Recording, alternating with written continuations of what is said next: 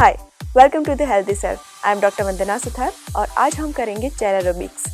ये chair aerobics series का first video है और इस वर्कआउट में जो भी आप चेयर यूज़ कर रहे हो वो स्टेबल होना चाहिए, मूवेबल नहीं होना चाहिए, ताकि एक्सरसाइज करते वक्त आपका बैलेंस रहे।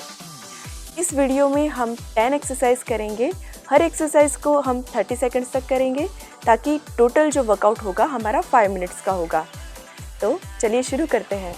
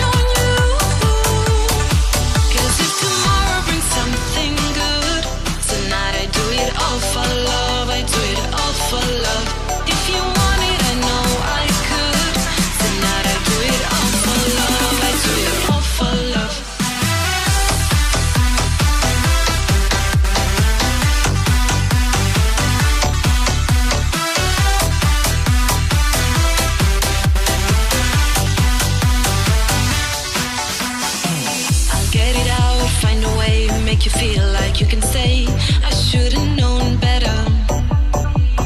Need your touch now and then when it all comes back again. I know I'll know better. Oh, I will follow you through the dark, through it all. Oh, there's nothing I can do. Honey, I'm set on you. 'Cause if tomorrow brings something good, tonight I do it all for love. I do it all for